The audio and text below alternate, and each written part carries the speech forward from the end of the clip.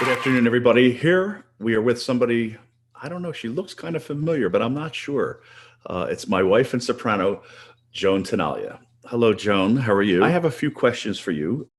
What age did you start singing? Well, I started to sing in church, like most of us did. I sang in the children's choir, Mhm. and then they needed second sopranos for the adult choir that my mother sang in. She was singing first soprano, so I also sang in the adult choir. Um, and then when I reached the age of 13, um, my parents decided to send me to settlement music school because I was also taking piano from the time that I was 5. So I was a scholarship student at settlement for piano and voice. Okay. And who did you study with at Settlement Music School? At settlement, I studied with Margaret Stefano. Okay. And how did you find that? Um, well, it was my first time taking voice lessons. And so, in all honesty, I just kind of put my voice in her hands. She tried to break me out of some bad habits because I was into pop singing a lot. And so, in order to be a scholarship student at Settlement, you had to sing classical music. Mhm. So, I had to, of course, get that wonderful 24 Italian anthology book and learn that. The only thing that I would say is, in all honesty, she trained me as a mezzo because I had good bottom notes. And what she did, unfortunately, was to take away my natural high notes. I did not realize that until actually, geez, college. College. Yeah. All right. Hmm. And you studied with at college, and that was the Philadelphia College of Performing Arts, right? Yes. And who did you study with there? I studied with Vivian Wagner. Hmm. And well, I actually auditioned as a mezzo. And you're going to laugh, but my audition pieces were Spiri la Vampa and Dido's Lament, and of Okay. course Carmen. Of Of course, course. Carmen. Sure. Why not? Yeah. Throw that in Because there. I wanted to make Carmen my career. That's what I wanted. That's Okay. what I thought I wanted. All right. But Vivian was really tough. She was very tough. And she said to me at the very first lesson that you're not a mezzo, you're a soprano. And I fought her tooth and nail on it. Mm. But she was right. Of course. Now, no. Now, okay. So let's fast forward. You had, a pretty decent career, and then you had a family of obviously of our Right? daughter Richard and Francesca. Um, Yeah. you had some problems Yeah, I during. did. Okay. And what were those problems? Well, I got to back up a little bit Okay. because the problems were discovered by accident. Our son Rich was sick. I decided to take him to an ear, nose, and throat doctor.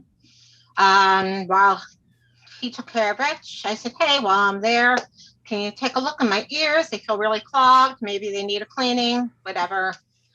He looked at my ears, said they look fine. He said, "No, they're really very, very blocked." He put me in the booth. And no lie, Rich was raising his hand to hear the sounds, and I was waiting for the test to start. I got out of the booth, met with the doctor, and he says to me, "Oh, you're deaf." I said, "Wait a minute, back up, back up." "What?" I said, "Wait a minute, I'm an opera singer. That's what I do for a living." I said, "What do you mean I'm deaf? What can you do? How can you help me?" And he says, "We have a hurricane guide." And I left the place before I think our son was going to punch him, to tell you the truth. So that was pretty devastating news to hear. And I'm young. Right. Um, how did that feel? I mean, that had to be shocking. It was probably, in all honesty, I just broke down. I really did. I just thought that was it. That was the end. That I was never going to sing again. But it wasn't just not singing. And I'm going to be honest with you. I kind of made a pact once I got over the initial shock. And I said, please, Lord, let me sing for as long as I can. But if I can't sing, at least allow me to still hear my husband sing and hear my children's voices. Mm. And that's honestly, I prayed for that. And then, I didn't let anyone know. Right. And how long was it before you let anybody know that you were deaf? About 15 years, Okay. 20 maybe. Yeah. Going, well, yeah, close to 20, because I got my first hearing aids back in 2004. Those were the old fashioned ones with the dial thingy. And then, yeah, so I kept it hidden. No, I didn't let anyone know. And you had scheduled things to sing. I mean, you sang with many orchestras and you I performed did. roles. I did. And Okay. it was, the hearing aids back then were not as high tech as they are now. So to be able to differentiate the different instruments in the orchestra was starting to become an issue. In church, the organ was starting to just sound like a mishmash of notes. But, your brain is able to be rewired. You can rewire your brain to a certain point so that you can find which notes you need to listen for in order to try and get by and get away with it. Mm-hmm. But the problem wasn't so much the not hearing, it was that before my hearing aids, I did not realize that I couldn't feel any vibrations. The vibrations that you hear or that you feel as a singer and every other singer feels naturally. When you teach your students, you'll say, and you'll feel this in the back of your head, and you'll feel this. And if I take my hearing aids out, one, I can't hear my own voice. Two, I feel that I have no vibrations. So hearing aids allow me to feel the vibrations that you feel naturally. And as years have gone on, they've gotten better. Mm-hmm. So my first, I would say, high-tech hearing aids were, we moved to Phonak. And that was the big eye-opener. That was the one that said, oh, wait a minute, you may still be able to sing. So that was like 2013, 2014. And that was like the Nada Q, I think. And then not even a year, 2 years later, we got the Phonak Audio because we heard of all the bells and whistles and it was supposed to be really good to hear music and everything. And then last year, right before the pandemic hit, we got the Phonak Marvel, and they are a marvel. I haven't gotten the chance to test drive them then, at all. But there's a lot of bells and whistles. I can do my own settings. I don't know about tuning them. If you recall, when we got my first, I think it was before the Kimmel Center concert, we went to Massachusetts. Mm-hmm. And we met with Dr. Brian Fligor Yes. from Harvard. Mm-hmm. And he was actually not just an audiologist, but also a sound engineer. And he was actually able to take my hearing aids and actually tune them to concert pitch, which was amazing. Yeah. Because then I knew that my hearing aids would be in tune always. We have yet to be able to make that trip now with these new ones. So, yeah. Let me ask you, out of everything that you've said, what did you gain by this hearing loss? What did you gain as a singer that has lost their hearing all downhill? What was it that did you gain anything from this? I think I gained a better appreciation for what was lost, but I also gained a better appreciation of just how much work it takes on a daily basis to keep singing, whether you're deaf or not. Because in order to continue to sing, And in order to prep, if you recall, for the Kimmel Center, and that was what, back in 2016. And so I prepped that with you, and I prepped that with Barbara Dever and Richard Rowe. And I only had 3 pieces to sing. 3. That's it. 10 minutes worth of music, maybe. It took me 4 months to get the notes and placement exactly where I could say, yes, I'm happy with this. So what I gained was I gained my placement that every other singer takes for granted.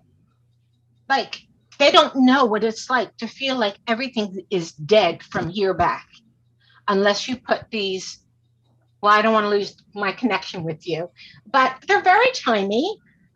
Most people, especially if I wear my hair down, don't even know I'm deaf. The only difference is that I have a hard time with volume. Mm-hmm. So to try and pianissimo is hard. I can't depend on the volume. So I actually have to depend on my breath, my placement, and I can't listen to myself anymore. It took that away from me, which is probably a good thing, because pre-hearing aids, I listened to myself all the time because that was the only way. And if you go back and you listen to any old recordings, it's very channeled, okay, and very pointed, because that was the only way that I could feel any vibrations was here. So that's what I went for all the time, except it would shorten out my top. What I gained from the hearing aids is the most miraculous thing. I've gained all of my high notes that are so super easy to sing that I can hold with no problem whatsoever, because now I know where they're supposed to go. And it's eye-opening for me. It truly is. One more role to sing, if you could do that, what would that role be? It would definitely be Swan Angelica. Renata Scott to do it. Christina Domos. Yes. Did I pronounce that right? Sorry, sometimes I mispronounce. And Diane Soviero. Yeah. Okay, so those 3. Those are the 3 that if you ever have to prepare for the role of Swan Angelica, you want to watch them, you want to study it, because that's a role that unfortunately we don't get to perform because it's an all-female cast. But that would be my role. Second would be, I'd love to do Sanfuzza again, probably 2 favorite roles. How about favorite singers? Besides me, of course. Besides you? Yeah. Female. Well, we're going to go way back, and I'm thinking that maybe some of the younger singers may not actually recognize some of these names, but Anita Triquetti. Mm-hmm. Wow. Definitely goosebumps. Renata Tabaldi, of course. Anna Moffo, who I was blessed to have studied with for a short amount of time. And Aprile Milo, that I was blessed to share the Kimmel Center stage with. Birgit Nilsson, which, when we met, you will recall. Funny story, just to lighten up the whole deaf opera singer thing. When I met you, you will recall that you had tickets for the farewell tours of 2 of the best sopranos that ever lived, Birgit Nilsson and Leontine Price. Mm-hmm. And you came to me, we were just dating, and you said, would you like to go to either one of these concerts? I said, who's Bridget Nelson?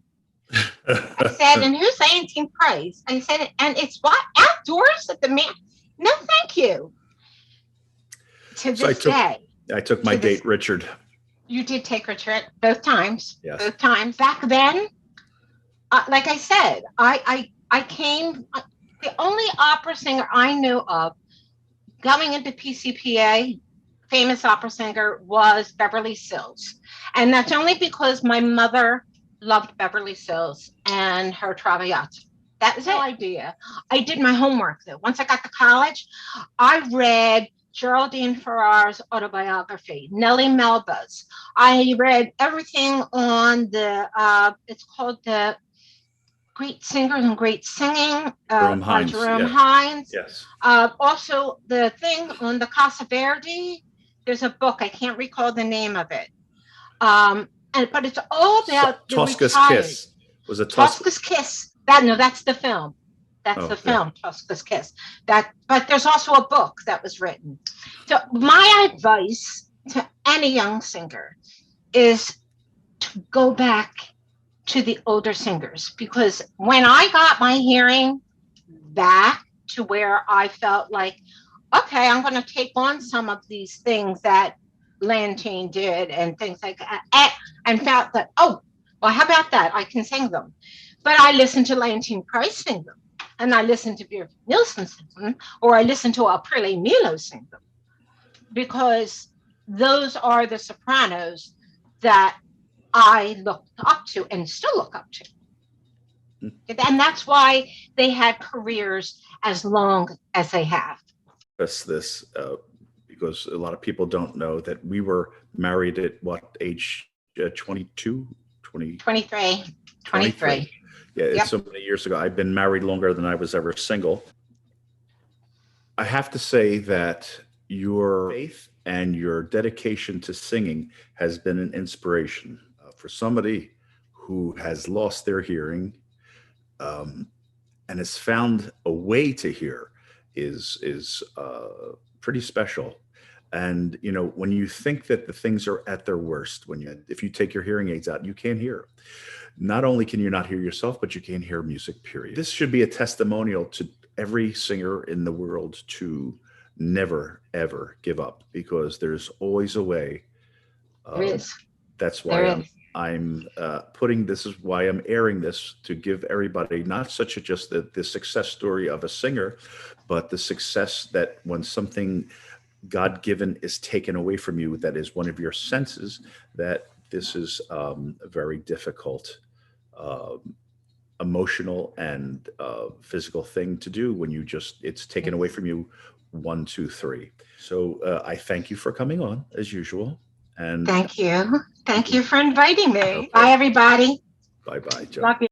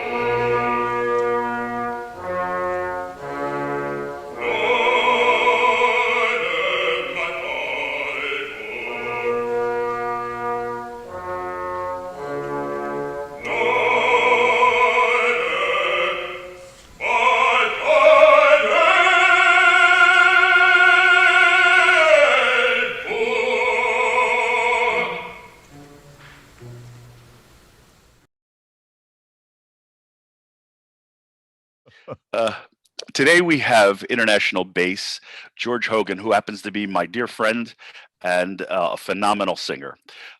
George, welcome again to our masterclass interviews. It's good to see you too, John. And hello to everybody out there in Zoom world. Audience know a little bit more about you. Where did you go to school? Where did you grow up? Well, I grew up in a town called Abilene, Texas. It's out in the West Texas area. Gosh, I guess my journey started when I was going into 7th grade, actually. And Conrad Bratton was my junior high choir director, who wound up having a big influence throughout my entire career. But my voice changed in 6th grade, so I had a low C going into 7th grade, and of course, and Conrad was funny, Mr. Bratton, and he's passed away now, God rest his soul. But he got me in, and he vocalized me like he did everybody else, and he kept going down and down and down, and he had this real high tenor voice, and he said, "That just can't be right. Let's do that again." And he went, all the way down again. Okay, let's do it one more time. And really, anyway, the great thing about back in those days, we had junior high, not middle school. So junior high consists of 7th, 8th, and 9th grade. I got bumped into the 9th grade concert choir mixed. So I got to just shoot right by boys choir. And I was in there with all the 9th grade women, which, around all the other 7th grade guys, I was a stud. Of course, sure. Mr. Bratton introduced me to my high school choir director, introduced me to my first voice teacher, Dr. David Blackburn. And then so I went to college there. First year I stayed in McMurray with Dr. B, and Dr. B went off to Nashville. I went to Peabody College there in Nashville, and it was an interesting journey. After the first year I was there, Vanderbilt bought them up. They merged. They closed the music department. I wound up graduating from a small university there in Nashville, Trevecca University. And so during that period of time, though, Robert Larson gave me my debut back in 1979. And I was an apprentice there and walked out on stage I still remember that stupid line, "Make way there, we are leading Monterone to the in Rigoletto, which was crazy. I tanked up all night just to be as loud as I could on that one line. Unbeknownst to all of us, the Theseus canceled in Midsummer Night's Dream. And so Dr. Larson asked me to go on and do that role. So that was really my big, my first big thing, I guess you could say. Sure. I remember the contract, of course, back then it was different, when they said, "You need to arrive here with all your music memorized or you're going to be sent back home." And so after the first rehearsal, I walked in and I was closed book, and I think it was Ray Harvey, if I'm not mistaken. And he was playing. He said, "Don't you want to open your score?" And I said, "Well, no, I have it memorized." And he was like, "Oh, okay." But because I arrived with all my music learned, that's why Dr. Larson gave me a shot at Theseus. It goes back to those old sayings, I always love victory loves preparation. And so to be prepared for that opportunity. We had kind of talked earlier about how do you get it started. I think it's being prepared. I agree. Now, was anybody else in your family, were they musical? Did they have any musical talent otherwise? Yeah, they all sang. I was just the only idiot that loved opera. So, my nephew, when I came back home and did a recital, and he, his mother, my middle sister, Monabeth, said, "How's Uncle George singing?" He goes, man, I had tremendous support from my family. I think that was huge for me as well. And then Mr. Bratton later, when I went to the Academy of Vocal Arts, I was a pauper. I didn't have anything. I lived in a small room, and I shared it with a bunch of roaches. We got to be friends after the first semester, and he put a consortium of businessmen in Abilene together. And that was 1982, and they sent me $50 a month, which was a lot of money. Yeah, sure was. Yeah. How was your experience at AV? The stepping stone into your professional career, or did you have some work between that to do before you got onto the stage? I think being a bass, we fall into a specific card. There are none, really. Supply and demand. I think so. I had a good audition for them, and they were very kind, and of course that was huge for me financially, because that was all paid for. Yeah. I was a bit naive. I think Maestro Makatsoris would tell you that. But I think as far as my musical skills, I came out as an excellent sight reader. I could learn things very quickly. And I was doing what I love to do. I remember the first day that I walked to school, and I had it was the Macbeth scene with I think I was listening to Nikolai Gyarov with a chorus and everything. I was walking down, and it just hit me walking down Spruce that gosh, man, I'm living my dream right now. Were there struggles and everything? Yeah, but I mean, I think all of that stuff makes you stronger. And for me, I wound up while I was there experiencing a lot of different things. Had a lot of wonderful opportunities to sing. I think the last role I did there, I did Osman and at Führung, 4 performances in a row. Wow. Yeah. Really? I think it was Thursday, Friday, Saturday, Sunday. I think the one thing I learned at AVA was the sword and shield. For that, I mean, the better you know that score, the more it will serve to protect you. If you do not know it, it will be turned on you and you will be slayed. Yes. When you left AVA, how long of a time before you actually sang your first professional role, or did you do it while you were there? Yeah, so actually, before I left AVA, I did Spot of Chile with Pennsylvania Opera Theater. Yeah, I remember that. Right. Remember I that? remember. Yep. And yeah, that was a fun production with Eric Fraud, I believe. And so I had, I guess, a couple of years there. I had sung for Andrew Meltzer and Christine Bullen with the Merrill Opera program out in San Francisco Opera. The first year I sang was at AVA, and Meltzer asked me to learn the Operetta in Pocogliocchi for the next year. So I did, and I went to New York and felt like I just sang the snot out of it, but I didn't get anything. Really? So the third year, I remember because I actually living down off Broad Street in South Philly, and I was like, oh, dadgummit, man, I forgot to send my registration form in for Maryland. I was a day late, so I sent it overnight and put a nice note in there. Please excuse me, blah, blah, blah. And I got an audition, which was huge. And that year I wound up winning the New York City auditions for Marilla. So, which was really kind of weird because there were a lot of really great singers that year. I mean, you had Tracy Dahl, Mark Delavan was there, Julia Faulkner, Deborah Voigt. I was blessed. And so I went out to San Francisco, and we did Giovanni out there, and I got a stab at Leporello, and which was really kind of became my signature role. Right. So we toured that all over the United States, and I don't know how many performances we did of that. Who was your Giovanni at that time? Do you remember?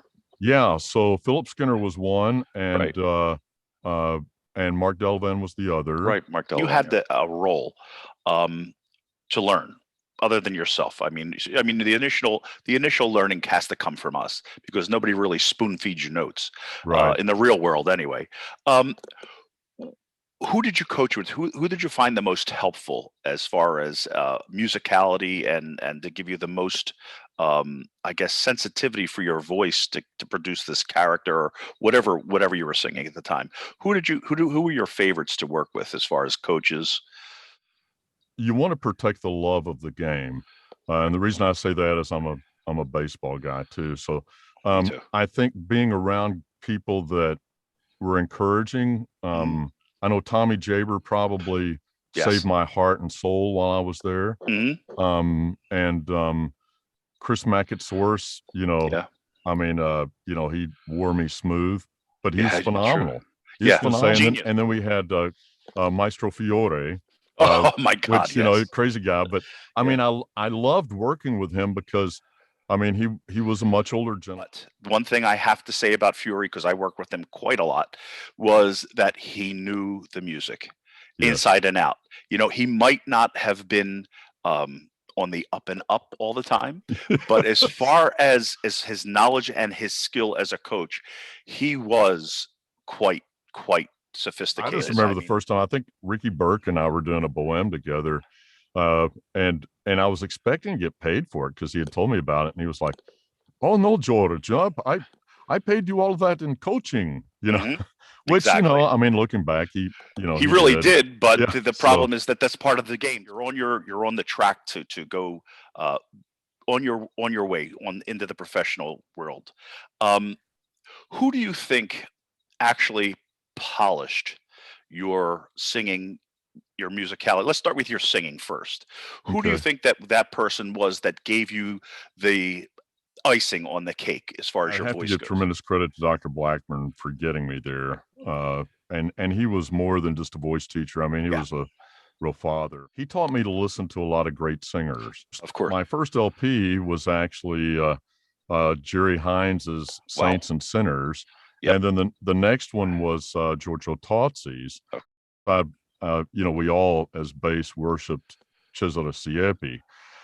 And I still do. You know, I loved Jose Van Damme in the French repertoire, and I loved Hans Hotter and Alexander Kipnis in the German. Played a real pivotal role for me during that period of time was Robert McFarland to get and he was the first opera singer I heard when I was 9th grade, and it was a really phenomenal voice. I think the pinnacle for me was while I was at Marilla.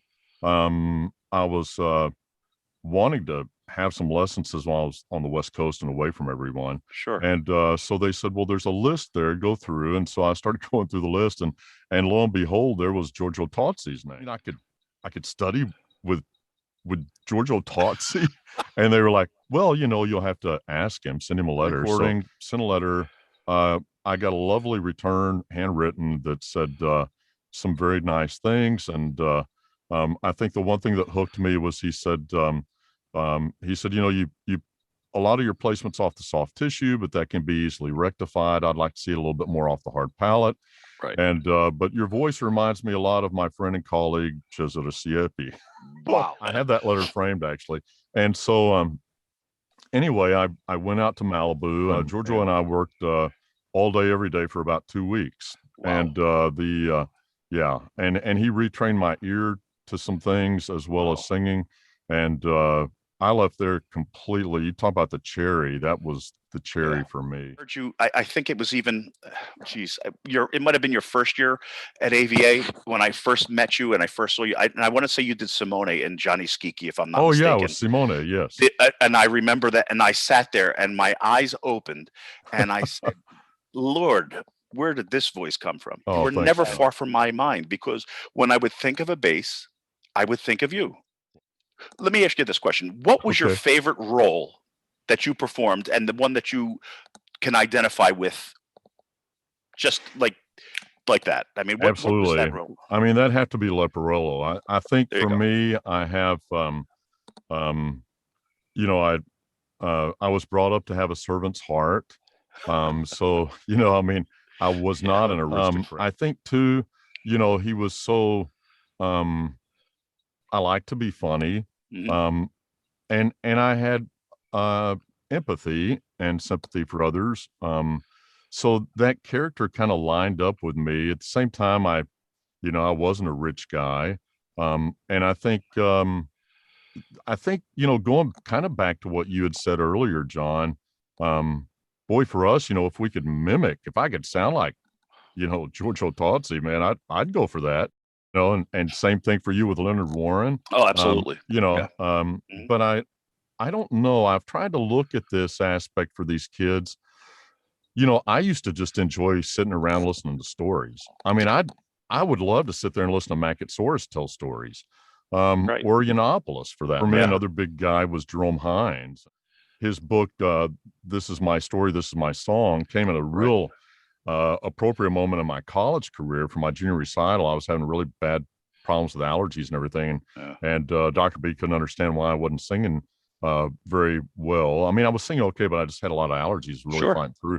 And I had sent a letter off to Jerome Hines. And of course, being in Abilene, man, I never got to hear any of these guys on stage. YouTube and stuff. We didn't have anything like that. Heck, if I got a piece of music, it was donated to me by my voice teacher. If I listened to an LP at the library. Or or it was my voice teacher copied a bad cassette so I could listen to it. They don't even know what cassettes are. But I remember the day of my junior recital, I went over to my mailbox and opened up. There was a letter from Jerome Hines, which I also still have. And later we got to sing together. I think those relationships, like you're talking about, that's what's missing. That's what's huge. There's a lot to be said. The stage is that best teacher. And if you haven't been there, you don't understand everything that's going on, because it's not just about vocal pedagogy. So many things that line up with that, and so many different things that you're dealing with. But I think colleagues were different then too. We were supportive of each other. Would hear you or anybody that was in our group, you would sit there and you say, damn, that was great. I hate that. I don't care if it was a baritone, tenor. Yeah. Right? You just made you want to go out and go to the practice room. Exactly. Go to the practice. Exactly. I was just going to say the same thing. Run to the practice room and try and do it. I was always told, don't leave anything when you walk off the wings. Everything is on that stage. You want to do your best emotionally, musically, and vocally. And I can honestly say, George, and I don't mean this because you're in front of me, when it comes to music or gambling, I don't think I've ever heard you sing poorly. Thank you. I was always admired your professionalism. I admired you when you walked off the stage. Character-wise, I think that you had the package that people would pay millions for. I don't think that I've ever heard a bad note come out of your mouth ever. And that's up until today. I mean, thanks, man. Well, I appreciate John, that. I would say one of the things that these kids don't get to enjoy that we did, really, we were kind of introduced, I was anyway, to opera without even knowing about it. And that probably Mel Blanc had a big enough absolutely. I mean, huge force on all of us through Bugs Bunny and all the characters. It's the truth. And it's the truth. Yeah. And then even the commercials on, you would hear classical music. Also, for me, I'm glad to see it swinging back the other way. I have a huge LP vinyl collection. And for me, that's a wet sound as opposed to the digital, which is very dry. Yes. And I don't know if that's made a difference in the singing. Our vocal apparatus adjusts to what we hear. Right. Yeah. What was the hardest thing that you had to accomplish in your vocal training? What do you think it was? I think languages, definitely. Something that I still, even today, try to get better on. I remember covering Sam and Robert Le Diable with Eve Queller, and that was a huge sing. And when I first got that role, I thought, wow. And I remember being there in Queens, and every night, man, I was down there. We lived on the bottom of their brownstone. And he said, Giorgio, sing. He said, you come upstairs, we have biscotti and espresso, we talk, and, but I remember during that period of time, I was down there hammering that thing every night. I was singing through the entire role every night. Wow. In the beginning, it was, probably some of the higher bel canto stuff was a little harder. I remember doing a bel canto concert with out in Omaha that required some really high tessitura and everything. But I think it's kind of like going to the weight room, man. You have to work stamina, and really, there was not a day that I wasn't singing. I was working it. Hygiene and sleep, I think those two are huge. Surrounding yourself with positive people. I remember some Dr. B used to always say, which is, if you're going to soar with the eagles, you can't surround yourself with turkeys. I always used to tell my students, I'm thankful that I was given a good work ethic when I was growing up. Yes. Now for me, many people don't know I was homebound my first grade year because I couldn't walk a block without an asthma attack. Later, when I was singing at Santa Fe, I thought I was having allergies. My brother-in-law, who was a respiratory therapist, said, George, I think you're experiencing some asthmatic sputum that's coming up from your lungs. General practitioner in our family really reamed my mom for letting me be a singer because he said that's the worst thing you can do. So I do remember in elementary, I was reading a book on quarterbacks. Bob Greasy, same thing. Wow. He had debilitating asthma when he was a kid, and then later could throw a football hard enough at 30 yards to break a receiver's hand. Vince, that sometimes our weaknesses can become our strengths. Yeah. So later, fortunately, my brother let me build some fence and haul some hay, and that built me up a lot. But I think going along with that old line, you may be talented. You may have the most talented throat in the world. Right. But somebody with a good work ethic will pass you every time. That's right. After said and done, with the talent and the pedagogy and everything else, if you don't have energy and confidence, you'll never make it. And the one thing I would say to those guys, and one thing I've loved about Masterclass, is this has not been one where you come in and we rip you to shreds and tear you down like we had to do. I remember being at Juilliard doing Anna Moffo's Masterclass, soprano that was out there before me, and she came out and sang, and Moffo stopped her halfway in between. And those of you young singers that don't know Anna Moffo, right? God forbid. God forgive you, man. You need to go, if you're a soprano, you need to go listen to her. But she stopped her and looked out in the audience and said, "Who is this lady's teacher? Oh boy. Who is this girl's teacher?" Finally, someone stood up and she said, "How dare you put her on my stage? She's not ready for my stage. Get off my stage." Oy. I'm the next guy to go out. Oh boy. They're going, oh, hobbin', Yeah, you know. right. And I get out there, and of course I'm singing the bass national anthem and Il Lacerato Spirito. I'm sitting there while I'm singing this thing. Man, I'm like you, John. I'm like, I'm not leaving anything on this stage. I'll probably have nothing left after I finish singing, but I'm not leaving anything.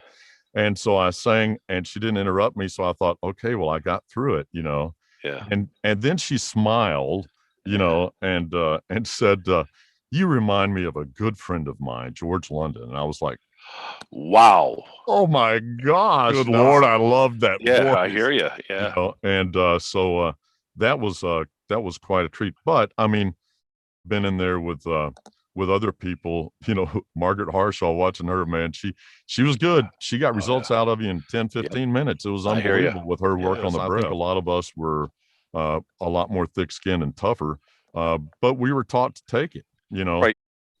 Yeah, I mean, it was there to thin out the herd for sure. Yeah. I think that's the other travesty for these kids, because there's always a way out. For us, there was no way out. You either did it or you went home. Didn't. That's. I want to ask you because, and I say this, of course, you know me. I'm not politically correct at all, and I did go to the Joe Pesci School of Linguistics. So, well, it's always sunny in Philadelphia. Yeah, right, exactly. I felt that when you sang well, it was better than the best sex you ever had. Did you ever have a moment, and what was that moment that made you feel that when you walked off stage that you were 4 foot off the ground? It was my performance of that Roberto Diaba there that night. It was at Hunter College, and I think the thing that really made me feel good were two things that happened the next day. I won't say the other bass's name because he's a colleague. I was walking across Lincoln Center going to, of course, the library to get a score. Right, of course. Right, because I couldn't afford to go buy a score, but I knew they had the score I could check out. And I got to the door, and, you know, back in New York, I mean, when someone ran up on your heels behind you, it kind of made you nervous. Yep. And this guy came running up behind me. I turned around and he said, "Are you George Hogan?" And I was like, yeah. And he said, I was at your performance last night. I was like, "Thanks." He said, "You sang the holy out of that thing." And I was like, "Thanks, man. I appreciate that." Wow. You know? Yeah. And then later when I went in to cover Sam, I think we were at his dress rehearsal, and it meant a lot to me. Sam walked all the way across Carnegie Hall to say I wasn't able to be there, but I heard it was fantastic. That's great. Yeah. You know, he's a great guy. Great guy. He is. You know, Jerry Hines, all those guys, they were humble. They were. It's gracious. A lot like the panel we have. we'd Yes. all give the shirt off our back to give one of those kids a career. Absolutely. You know? Absolutely. I agree. And that's the whole purpose of this, the whole purpose of Masterclass, to Pay it give them, forward. right, to There pay it wasn't forward. one One person that I asked that said no, that you can't get much better than what we have. Since we both love Philadelphia, I know I'm Mhm. not there right now, but I still miss and love Philly. I could line this up with the Rocky movies. You There you know, go. if you go back and you look at some, you know, the first time when he had given up his career and he decided to pass his mantle on to somebody else, Right. they weren't ready for that. Right. And that wasn't the right person to pass it on. Now later, Exactly. Apollo Creed's son was. Yeah. Right. But I think with those guys, you know, I always hear, oh, you know, you're old school. No, we're the school. The school. It is the school. And if I could sit there and put a system together, I could help you be successful. The problem is not everywhere, but the problem in most places, you know, the Italians had a way of saying one thing: a fish rots from the head down. And the problem is you have people in those head positions, first of all, that they don't know what they're listening for. They don't know how to listen for it. Thank you. And then for whatever other external pressures are being laid on them, we've gotten away from the whole reason of opera, which was the glory of the human voice. That's exactly It's right. not about the sets or costumes, really not even about the orchestra. Right. Although I wish they would take better care of the Met Orchestra right now. Yeah, I hear you. I mean, it's about the glory of the human voice. Senza microphone. Thank you. Now, the other thing too, you know, I was working with a young kid the other day. He's good voice, and but shy about singing, especially up top. He's a lower bass. Mhm. And I said, "Can I just ask you a question?" He said, "Yeah." I said, "Is the reason you won't sing like a man up there?" And I say that with all due respect to everyone, okay? Right. And I said, "Why don't you sing up there? Are you afraid that you're too loud?" And he said, "Yes, Mr. Hogan." And I said, "Is that given to you from other people or from yourself?" And he said, "Other people." And I said, "Okay." And see, for Wow. us growing up, man, loud was the greatest gift God could give us. Elements that these kids are facing right now. Yeah. Wow. For example, I Jeez. mean, I remember going to audition and the guy said, well, Mr. Hogan, you know, I mean, I sang the crap out of the audition and, oh, we love your singing. Hey, would you mind telling us how tall you are? And I said, well, I don't know. How tall you want me to be? With a great voice. Well, you know, he's not 6'2". Or, Yeah. well, you know, he's got a little paunch, so he's going to have to be a character. Oh, well, there you go. Or, you know, she's a little too big. I know it's Wagner, but, you know, well, you know what? If you ever stepped on stage, I did. Right. I sang Wotan's Magic Fire Scene. If you've ever stepped on stage and sung that with orchestra, I guarantee you, I would have liked to have had another 100 pounds. Again, anyway, I kind of rant, but I'm with you there. I don't think we can park it all at the feet of the young singer, but I do think what's great is we're giving them a little taste of what it could be. Right. And I Exactly. hope that maybe that world changes again. Trying to do with our masterclass, one voice at a time. Oh, not only are you a dear friend, I am a huge fan. You know, I love you to death. I think Back that at you you, are one brother. of the most talented people I know. I think that you are a gifted teacher. Again, I thank you for your time, your gifts. I thank you for your friendship, most of all. And you know, John, thanks. I It's really back at appreciate. you. And I Thank know, you know, we would be remiss if we did not thank the pillars in our lives. Yeah. And that would be your Joan and my Penny. That's right. We would Yes. not be here if it were not for those strong women in our lives I agree. that have stood by our sides through thick and Yes. thin. And when we sucked on stage and when we were glorious. But I love you, friend. And I love you too. am honored to be a part of this. And long live Masterclass. I hear here. Thanks again. It's always give Penny a kiss and the kids a kiss from me, please. I'll do. You did the same thing for me, buddy. All right, George. Thanks. And I'll talk to you soon. All right, man. Bye-bye.